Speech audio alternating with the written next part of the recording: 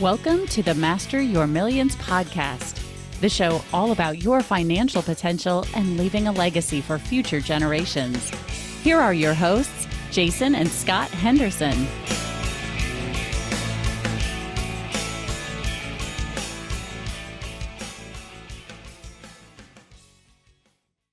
Your host, Scott Henderson, and my co-host is Dr. J. We have a special guest coming on today. Jason, who do we have coming on? Scott, one of the big things that all entrepreneurs and business owners struggle with is marketing.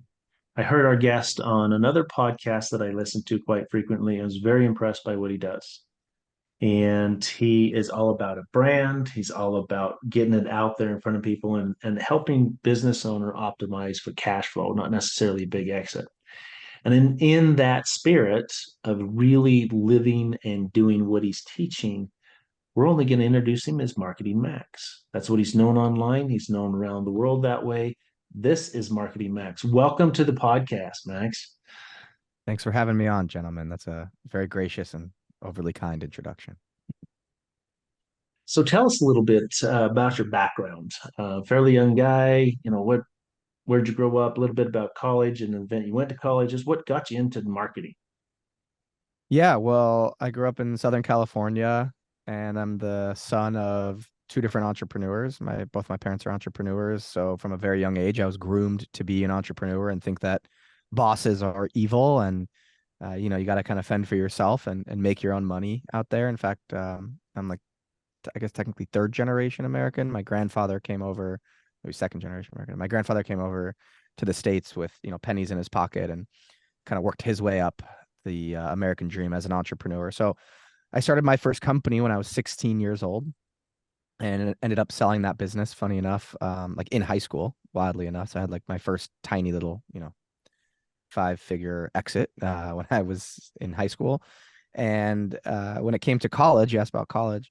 When it came to college, I was a golfer, competitive golfer growing up, and I flew around the country playing competitive golf. I really wanted to play Division I golf. That was like my thing. I said, even if I get my butt handed to me, I really want to play D1 golf. I'm an only child, and I'm entrepreneurial, very much embody like the personal, confidence swagger of a young kid.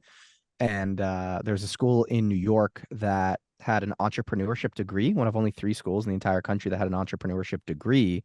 And also I had the best opportunity to walk on as a D1 golfer there. So I majored in entrepreneurship. And right out of college, I actually ended up working at an investment bank. Funny enough, I thought kind of the marriage of entrepreneurship and finance and making money was investment banking, helping companies raise capital, helping companies go public, structuring interesting deals with debt. And how I got into marketing is I royally bombed the Series 7 exam, which is the exam you need to take to become a investment banker and make partner at the firm that I was working at. And like 2 weeks later, a client pulled me aside after one of our investor meetings and said, I want you to run my Facebook ads. And I had no experience running Facebook ads, but I just bombed the Series 7. And I was like, man, I majored in entrepreneurship. I always had these little side projects. Like maybe this is the entrepreneurship calling that finally gets me out of, 9 to 5 and a W-2. And back then she was raising a round to grow her chain of med spas that we were helping her raise. And she was like, every agency I hire sucks. You understand finance. You created our pitch deck, our story. You're helping us raise this round to expand our company. I feel like you'd be good at Facebook ads. Like, okay. So back then she gave me $2,000, which was a lot in Facebook ad spend back then, because it was a cost. It was like a fraction of the cost to advertise as it was today. And in about 2 weeks, I turned her $2,000 of ad spend into $20,000 in booked revenue for her business, and was immediately hooked on what you'd call performance marketing, right? The idea that I could put $2K into what is essentially an ATM or a vending machine and get $20K back in 2 weeks was so much more interesting and exciting to me than, spending 9 months on a capital raise, raising the money, waiting 3 years, 5 years to see how the company actually uses that money, and maybe potentially getting warrants myself or stock myself to hit. And so, sorry if I'm rambling, but I'll wrap this up. And so long story short, I ended up signing a few other clients at the investment bank, made enough to replace my W-2 income, left the investment bank, left my kind of Wall Street career in the dust, started a advertising agency. And so for the next 5 years, I built a award-winning global ad agency, sold it to a private equity fund 3 years ago. And now I have a portfolio of marketing services and software businesses that I run. And I'm just here to help people make marketing a little bit easier and grow their companies, because that's really what entrepreneurship is about. It's about growth, and it's about keeping the lights on for your team. And if you don't have a good marketing strategy, if you don't have a good brand, if you don't create a blue ocean for your business where everyone's swimming towards you instead of a red ocean where you're just the same as everyone else, you are going to be left in the dust and you're going to go back to getting a W-2. So forgive me if I'm rambling, but that's kind of the long story long of who I am and how I got here. I love it. Thanks. There are a couple of questions. Number one is professors that were teaching entrepreneurship. Yeah. Were they book smart, or had they actually been doing it? It's really funny. I'm actually I hate saying it because I'm a donor of the entrepreneurship program at the school that I went to. So I set up an endowment, and I hate saying it, but like one of my biggest regrets in college, I hate using the word regret, but one of my biggest regrets is actually majoring in entrepreneurship. I really wish I majored in something like finance or accounting, something more of a hard skill, because I had the entrepreneurship gene in me, whether I learned it or not. And to answer your question about the professors, the main professor that runs the program, who's still there, he had a business before he started the program at this university, and he runs the small business entrepreneur kind of like council, or I forget the name of it, but like the local chapter for the city. And so he's like around the ecosystem is the word they used to use, like the entrepreneurship startup ecosystem. So, Capital One gave a lot of money to local entrepreneurs, local startups. And so they did like a big Shark Tank thing with us. But yeah, they none of the professors in the entrepreneurship courses specifically really were, super successful entrepreneurs who came back to teach entrepreneurship. It was more textbook business planning, cash flow, how to manage cash flows, and all of that, which is why I kind of wish I majored in something a little bit different, because I would have been an entrepreneur no matter what. But yeah. That was my gut feeling. Another question. So you're finishing up school Yeah. and you get approached by this investment banking firm, and you decide to take this job. What did mom and dad say? It's like, we My raised you better than this. I mean, were they? I mean, my parents are the most supportive people in the entire world. I'm so grateful to them for so many reasons. They were super supportive. My dad actually thought it was great, because he said, you need to go learn from particularly people in finance, and particularly people in finance in New York. My dad always said, like, if you want to do business and you want to do business at a high level, you need to spend some time in New York, particularly around finance people. Even if you're not like in an investment bank, you need to be at a law firm, you need to be at a startup or a tech company that really engages with finance people in New York, because it's just a different breed and it's a different language. And that's really how you do business on a high level. And so my parents were super supportive. They were even more supportive and more happy when I said, hey, I'm quitting and I'm going to start this agency, this marketing agency. But they were super supportive. I'm very lucky. So, okay, so now you're in this marketing. Let's talk for a little bit what, from your perspective, or maybe the top 3 things that you think are mistakes that, startups, entrepreneurs, solopreneurs, whatever you want to call them, do when it comes to marketing. They're not in the marketing business. Mm-hmm. They seem to stick their heads in the sand. I mean, what are some top errors or mistakes they make? Well, first-time entrepreneurs make the number one mistake, which is they spend all of their money and all of their time building the product and save none of their energy or none of their money or none of their time for marketing the product. They think if the product is good enough, people will find it and it'll kind of market itself. And that just doesn't exist at all. Like, people always give an example of certain companies, like Tesla doesn't market. People say all the time, Tesla does a shit ton of marketing. Excuse my French. I don't know if I'm allowed to curse here, but Tesla does a ton of marketing. And so I think the biggest mistake that first time entrepreneurs make is they don't save any time or energy or money for marketing. Like, no matter how good your product is, if you don't market it, right, you're not going to get it in front of people. At the end of the day, you need to get it in front of people, or it's not going to be sold. So you need to have strategies. And again, not to beat a dead horse, but time, energy, and money need to be invested into marketing on an ongoing basis, no matter the size of company, no matter the level of an entrepreneur. I have this big piece of paper above my laptop at my desk with 3 big words on it. And I think everything in marketing comes back to these three big words. So when you say, like, what are the 3 things most people get wrong? I don't think people do these 3 things enough. The first one is frequency. Someone needs to see or hear your brand 5 times at least before they're going to even decide if they're going to purchase your product or not. So oftentimes people are like, oh, I'll run a Facebook ad, or I'll get a freaking booth at the farmer's market to sell my soap or whatever. And they're like, how come only, 1% of people or less than 1% of people who saw my Facebook ad or walked by my booth purchased? Well, it's because people need to see or hear your brand at least 5 times before they decide if they're going to purchase or not. It's why Geico, Verizon, even Salesforce on the B2B side spend so much money being in every TV commercial, because they need to see the people who are going to eventually buy your product need to see or hear your brand at least 5 times before they even decide if they're going to purchase or not. That study was done by Harvard Research about 10, 12 years ago. I forget the exact number, forgive me.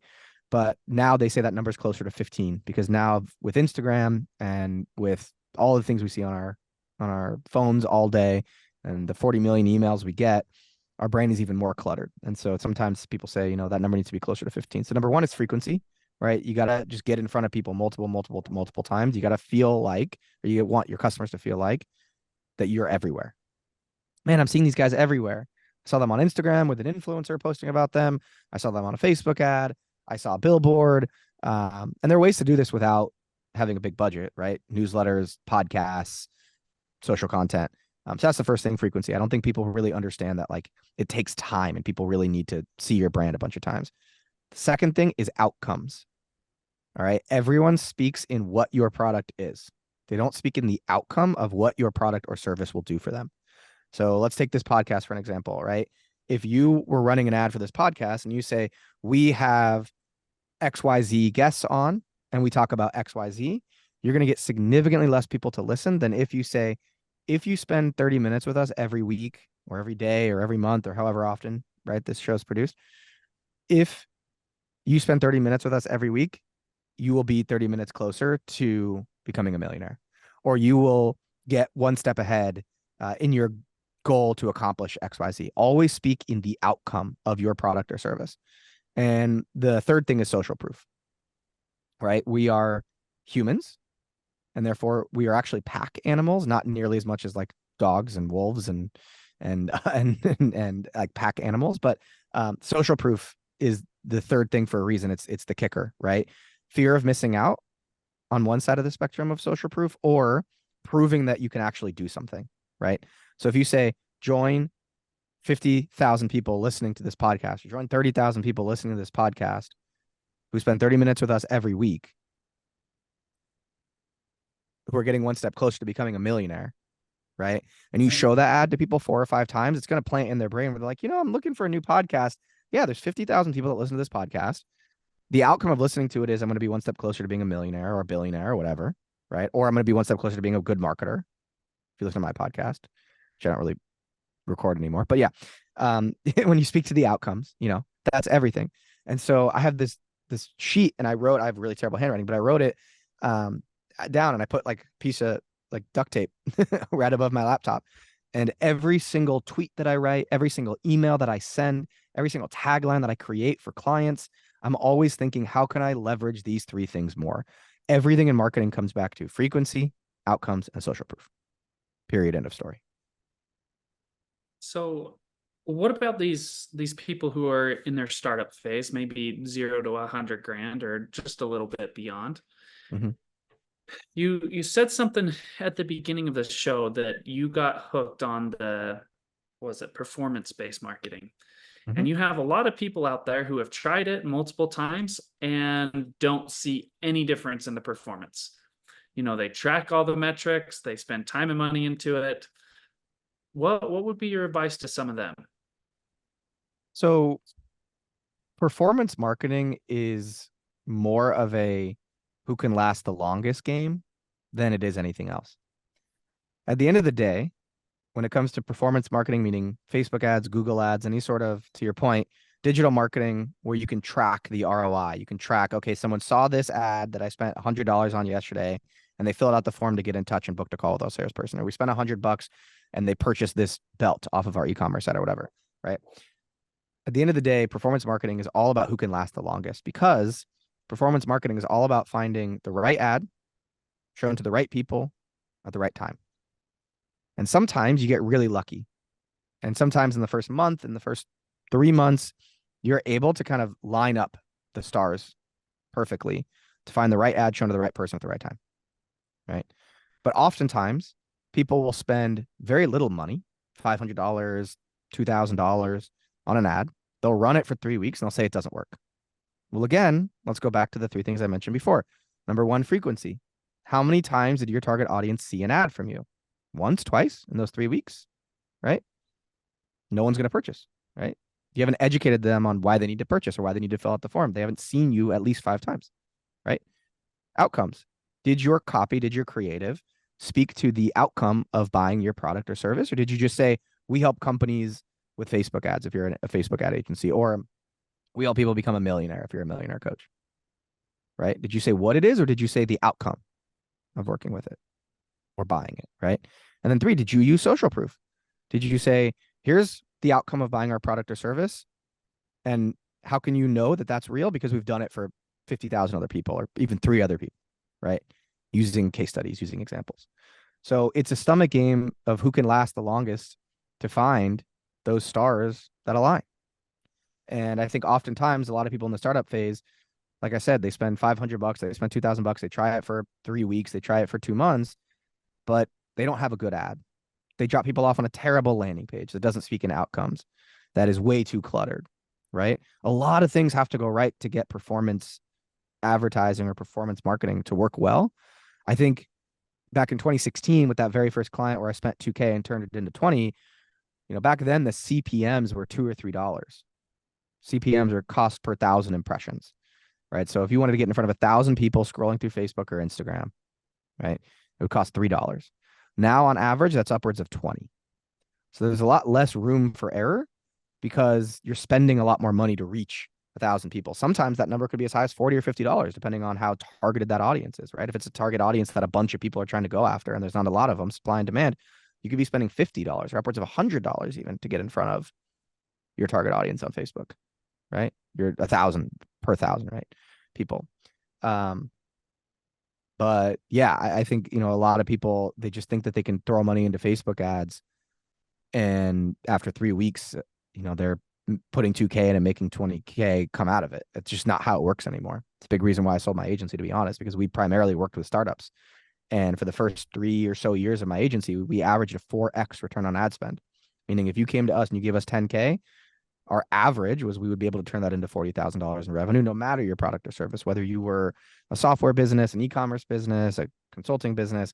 That was our average across all of our clients, right? As Facebook ads got more and more and more expensive, and then iOS 14 came where you couldn't track as well, right? And you couldn't feed the algorithm back conversion data as well to optimize the campaigns. It just got significantly harder to generate a 4x ROI for startups. So then with these people who are looking at this and being like, it's too much or too difficult, how would you look at tracking progress rather than, they're not getting money on this side? How, if you're in their shoes, how would you,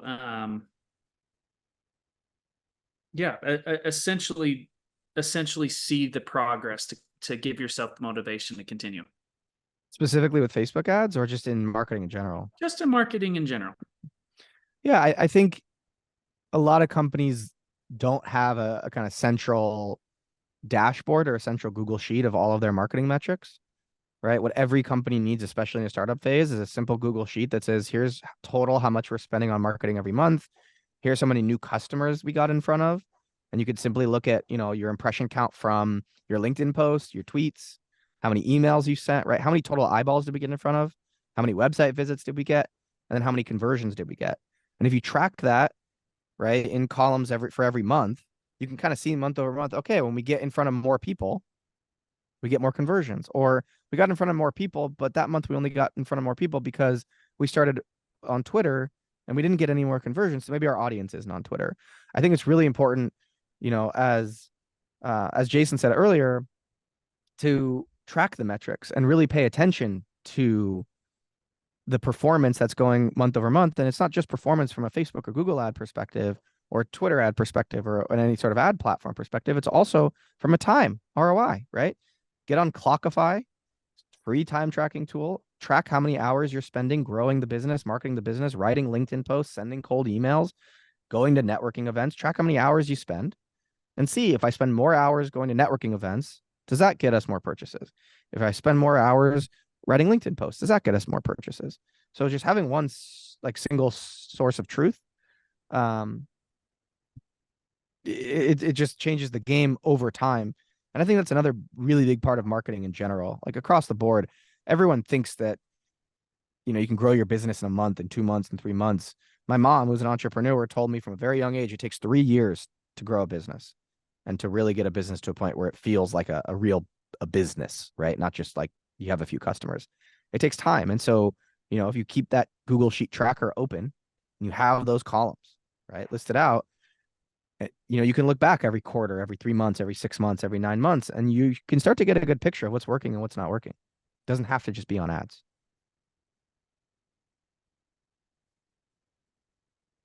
When you talked about your third thing is social proof, can that come across as not genuine? What I'm driving at, how do you get like raving fans or something initially? Because usually when you put it like, hey, will you give me a testimony? And people freeze out, right?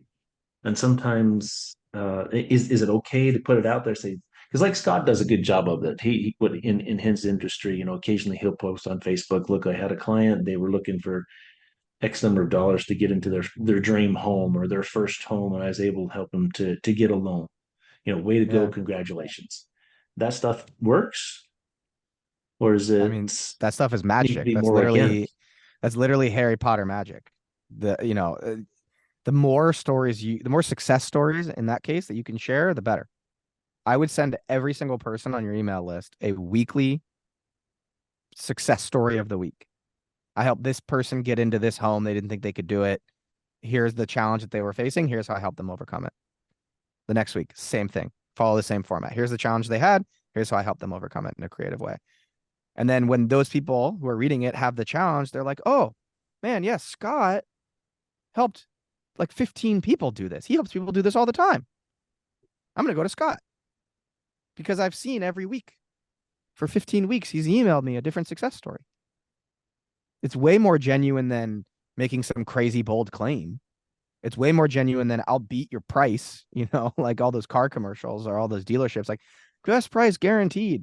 It's way more genuine to use your raving fans, as you called them, right? To use your case studies, your success stories as the marketing, right? It's actually why Progressive and Geico and Jake from State Farm, it's why they use people. They want to humanize it as much as possible, right? They want to humanize the success. So let's take me, since we're talking about me, how do you go the next step?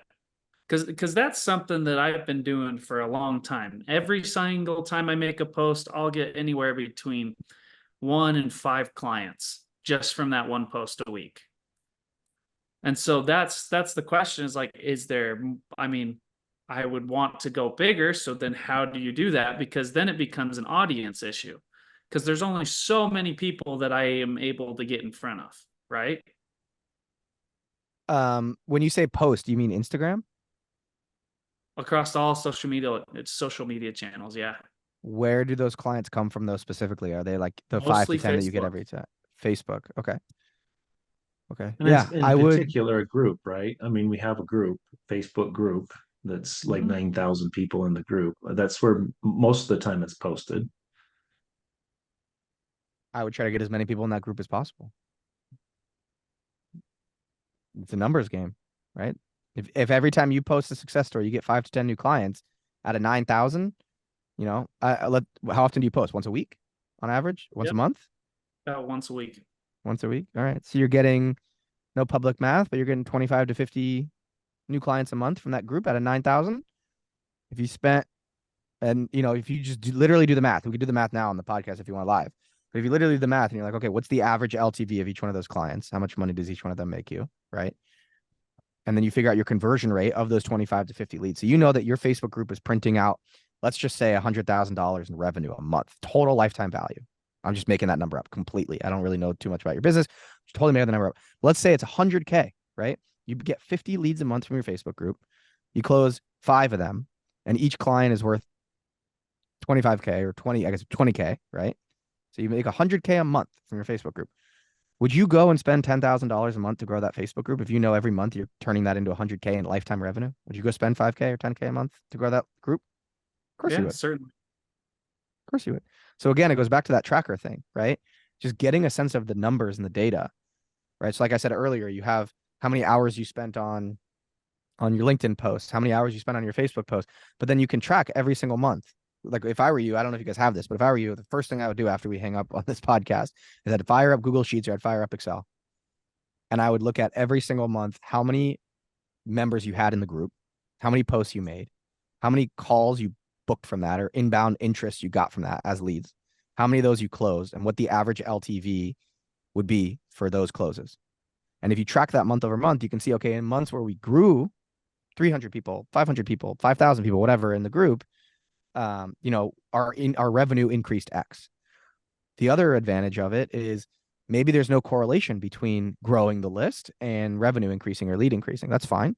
But if there are 2 months, let's say in the last 12 months that are stand out, you got significantly more leads. I want to go back to those posts that you made in those months. And I want to see what are the patterns between those posts versus the posts in other months that were slower, where you didn't generate as many leads. So another like huge tip that I give people on podcasts and like clients that I work with a lot is calendar block an hour every single month to analyze your data, because your data is what signals to you your next step and what you need to optimize next. So calendar block an hour every month to create that Google Sheet or update that Google Sheet or Excel doc or whatever, to look at your website traffic, to look at your marketing tools and say, oh, wow, like, you know, in April, I'm just making this up, but in April, we got significantly more leads and we closed this. We had the same close rate, right? We booked 75 leads that month and the close rate stayed whatever, 10%. So we got more. Why don't we go back to the post in April and see if they were any different?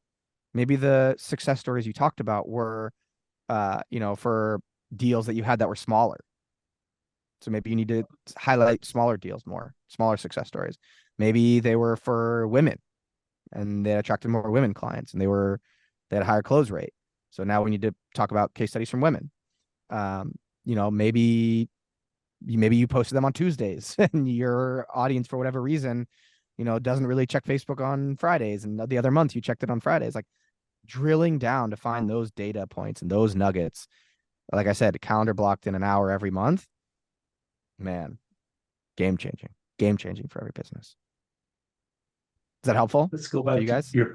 Your first point was frequency, and I want to real quick, as we're kind of running out of time, is that frequency.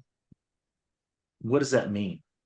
I mean, I see some people that are out there that are really, really pushing to be an influencer. You know, I have a friend who has a YouTube channel. It's got, you know, 1.5 million followers or subscribers, and the guy is putting stuff out, I swear, 2 or 3 times a day. And it seems to get to the point where it's almost fatiguing. What is it? Industry specific? What would you say to frequency? More is always better. If it's fatiguing, the content isn't good enough. If it's fatiguing, the content isn't good enough. There's no reason why people aren't posting 4 to 10 times a day. No matter the industry. Seriously, you think that's what people should be doing, is 4 to 10 times a day? What's your favorite TV show that you've ever seen in your entire life, Jason? What's your favorite TV show? Star Wars. Star Trek. Indiana Star Wars. Jones. Star Trek. All right. If you're sick, are you going to watch one episode or one Star Wars movie? Or you're going to watch all 8 of them. If you're sick and you have nothing better everyone to I do. could, yeah. You're going to binge watch everyone you could. Why? Because you freaking love it and it relates to you in some way, shape, or form. That's what your content needs to be. If you create good enough content, every time people come up on your feed 4 times a day, they're going to look forward to it, just like you look forward to Star Wars. If the content is valuable from a B2B perspective, if it's entertaining from a B2C perspective, doesn't matter. It's the same thing. It's the same thing. It's so basic. I don't know how to explain this to people, but I get this question a lot. I tweet 4 times a day. If the content's good enough, people are going to engage with every single one. The content sucks, the algorithm doesn't show it to people. That's fine. But every time you post, Facebook, Instagram, whatever, you're only going to be seen by 10% of your followers anyways. That's the average. Sometimes it's more, sometimes it's less. For a lot of people, it's less. But like at my level, 8 to 10% of my followers will see any given post on average. So why wouldn't I post 4 times a day? If people like the content, people are so afraid. Like, what are you afraid of? Oh, people don't want to see my face too much. Star Wars has 8 movies. Why? Because people liked them, loved them. They lined up. They bought toys. That's how you create the raving fans. You create content for your core ICP that's valuable, that's interesting, that's compelling to them. Maybe it's intimidating for a lot of people to create 4 pieces of content a day that's valuable. That's fine. That's a whole other podcast that we can record. But there's no too much. I speak at conferences, and I have this amazing slide I start off one of my presentations with. And I say, all right, you need to get new car insurance. And I have a logo for Geico. I have a logo for like Erie, Pennsylvania car insurance. I'm like, which one are you more likely to go to get car insurance? Raise your hand if it's Geico. Everyone raises their hand. Raise your hand if it's like whatever it is, Erie, Pennsylvania car insurance. No one raises their hand. Except sometimes like one person just to be funny or to be a smart aleck. And I say, why is that? No one has a good answer. And then I hit next, and their marketing budget, the average marketing budget for each company comes up right below it. Erie, Pennsylvania, car insurance, like $3 million a year. Geico, $1 billion a year. The more times you get in front of your target audience, the more likely they are to purchase from you. Period. End of story.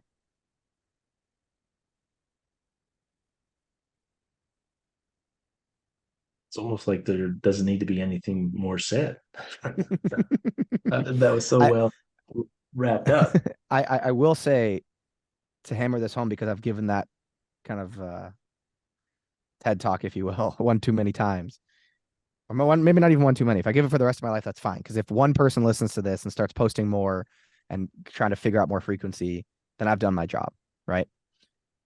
But I will say the lesson here is not you need to spend more money and you need more money, right? The lesson is not the money of $1 billion that Geico spends in Erie, Pennsylvania car insurance, $2 million. That's not the point. The point is getting in front of people, all right? The point is getting in front of people as many times as possible. And you can do that without spending money. As Scott said, you can have a Facebook group that you post inside weekly. You can have a newsletter. You can have organic content. You can have a weekly live Zoom call, office hours. You know, you could do partnerships. You can go to someone else that's like an adjacent, you know, if you're a real estate agent and you have 2,000 followers, and you can go to a mortgage broker that has 3,000 followers, and you guys can do a webinar together every week. Ask us questions, right? You're tapping into their audience now, right? That's how Dr. Phil got famous. That's how Dr. Oz got famous. They went on other people's shows.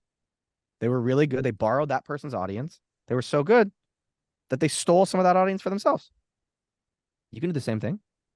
Find one other person in your industry that's not competitive, or maybe that's competitive, and that's fine. Do a webinar together. Do a email e-blast swap. Do a blog article swap for SEO purposes. There's a million ways to get in front of people a million times without spending money. Awesome. Well, Max, we really appreciate having you on. Any final words or final things? I mean, you've wrapped it up pretty well, but still want to give you the opportunity. I would just say outcomes, frequency, and social proof. Write it down, put it on a sticky note next to your computer. Everything you do in marketing, figure out how you can leverage all 3 of those things as much as possible in every single marketing activity. Love it. Of course, folks, the best way to get hold of Max is just at Marketing Max on all the platforms. You type in Marketing Max, you're going to find the right guy. Yeah. We will put it in the show notes as well. So, but back Thank to you, you. I Scott. spend most of my time on Twitter. Some of my friends even know, like I respond to Twitter DMs faster than I do text sometimes. So if you have like a burning question, at Marketing Max on Twitter or max@marketingmax.io, you can feel free to drop me an email. Happy to help. Cool. Sounds good. Thanks for having me. Thank you again, Max. Guys, as Jason said, we will put all the links in the show notes down below. And if you'd like to connect with Jason or I, check the show notes down below or hit us up on your favorite social media platform. Last, remember that mastering your millions all starts with your mind and your team. Make sure they are the best. We will catch you next time. Thanks for listening to Master Your Millions with Jason and Scott Henderson. Check the show notes for any links or contact information about today's guest. Make sure to follow the show so you don't miss any future episodes.